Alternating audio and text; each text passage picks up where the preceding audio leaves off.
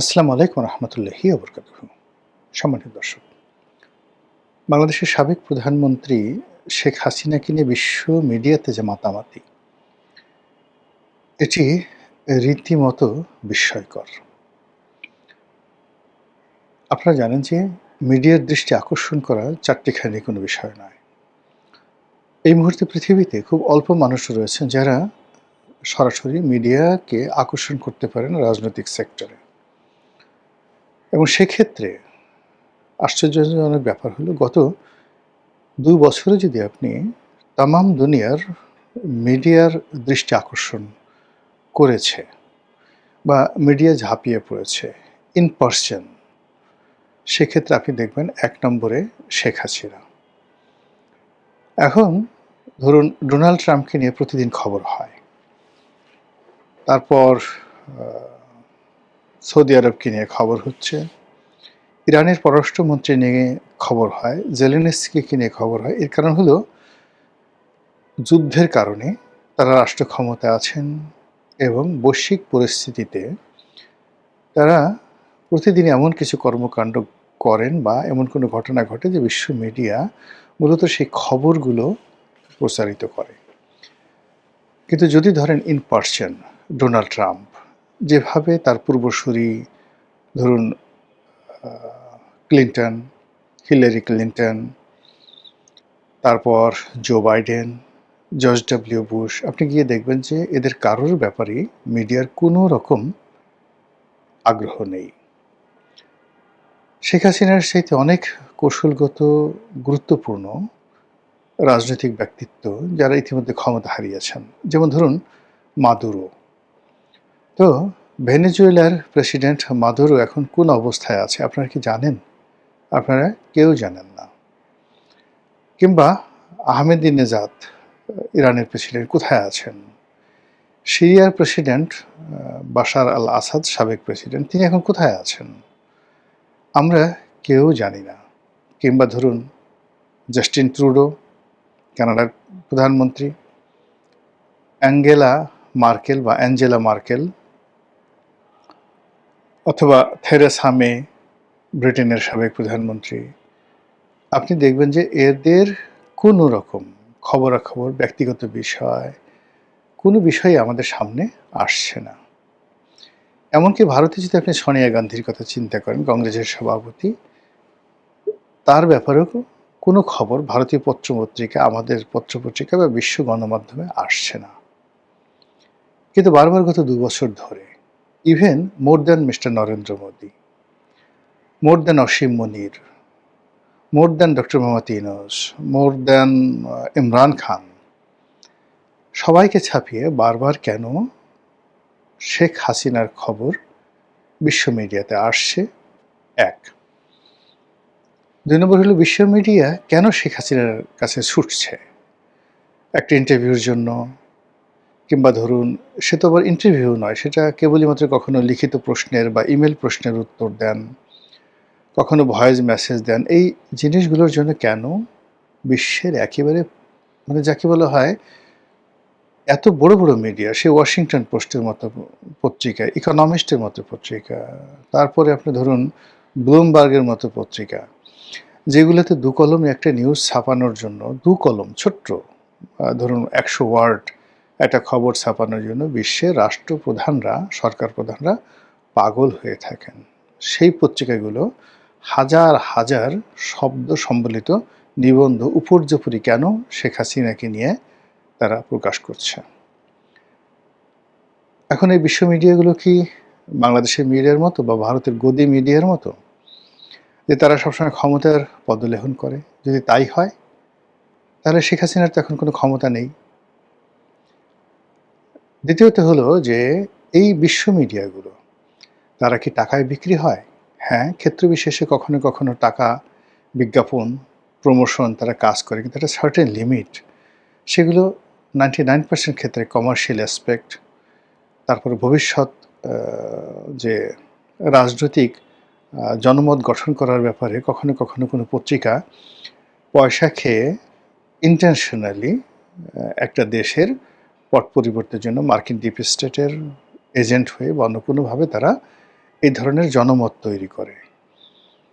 কিন্তু কোনো ব্যক্তিকে যিনি কিনা ক্ষমতাচ্যুত হয়েছেন, তাও আবার গণ অভ্যুত্থানের মাধ্যমে, তাও আবার দেশে বিদেশে চলে গেছেন। আচ্ছা চিন্তা করুন, শেখ হাসিনা ভার্সাস অং সান সুচি। অং সান সুচির পিতা, তিনিও মায়ানমারের যাকে বলা হয় জাতির পিতা, জেনারেল নে উইন। দ্বিতীয়ত অং সান সুচি ব্যক্তিগতভাবে অক্সফোর্ড অথবা ক্যামব্রিজ এখান থেকে তিনি পড়াশোনা করেছেন। শেখ হাসিনার চেয়ে তার সেই ক্যারিকেচার অনেক অনেক বেশি।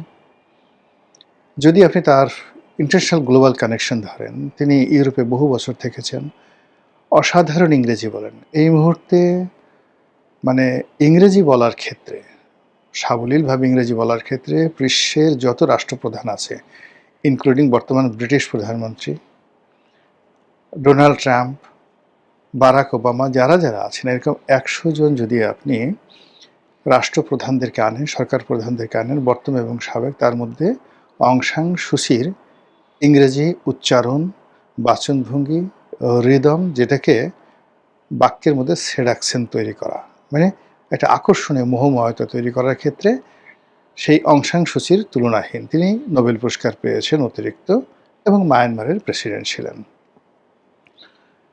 এখন সেই সুচি কোথায়? তাকে নিয়ে কেন গণমাধ্যম আলোচনা করছে না? সুচির পেছনে তো এখনো পর্যন্ত মার্কিন ডিপ স্টেট আছে। তাকে জেলখানা থেকে বের করা, তাকে ক্ষমতায় বসানো এবং তার জন্য প্রয়োজনে সৈন্য সমাবেশ করা, বাংলাদেশের ভিতর দিয়ে নিরাপদ করিডোর তৈরি করে সেখানে মায়ানমার সরকারকে হটিয়ে দেওয়ার সমস্ত প্ল্যান আমেরিকার আছে। কিন্তু সুচিকে নিয়ে কেন ওয়াশিংটন পোস্ট কোনো নিউজ করছে না?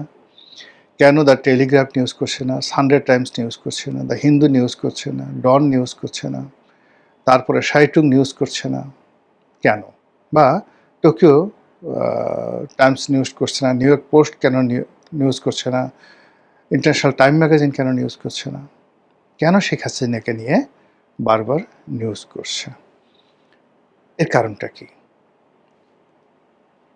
দ্বিতীয়ত হলো যে এই আগামীর যে রাজনীতি, আমরা বাংলাদেশে যারা শেখ হাসিনাকে একেবারে অপাংক্তি মনে করছি, স্বরাষ্ট্রমন্ত্রী বলেছেন যে তিনি কে?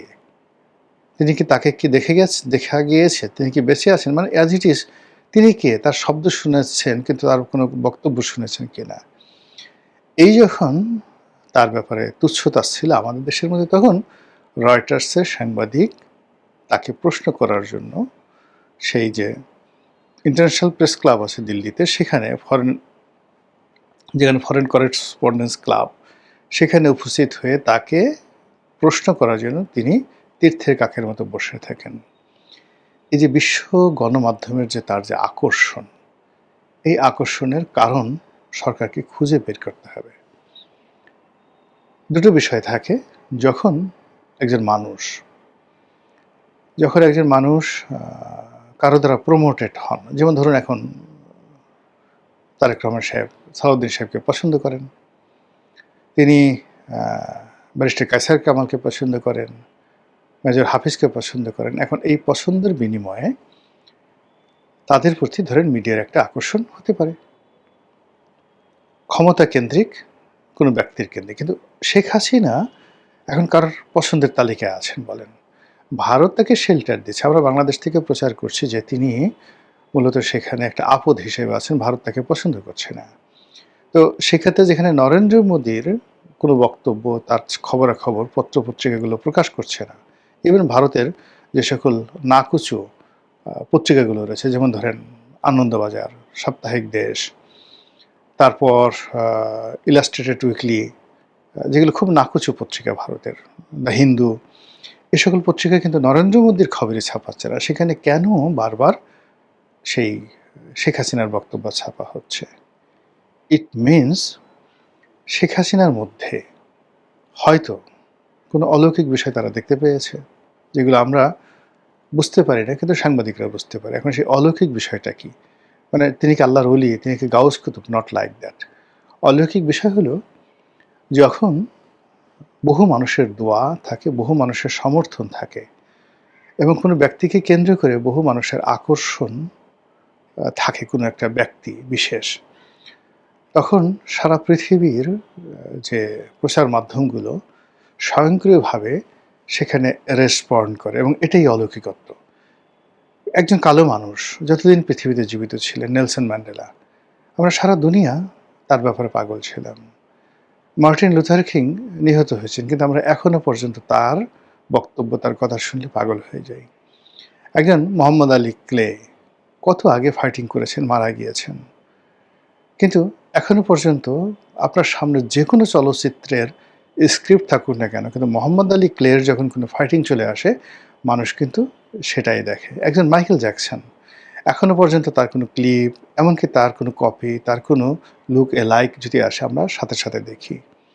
তো সেই ক্ষেত্রে শেখ হাসিনাকে নিয়ে এই যে বিশ্ব গণমাধ্যমের যে আকর্ষণ, আমার দৃষ্টিতে এর মধ্যে কোনো অর্থনৈতিক বিনিয়োগ নেই, এর মধ্যে কোনো রকম যাকে বলে লবিং গ্রুপ নেই, এর মধ্যে কোনো রকম ইনফ্লুয়েন্স নেই।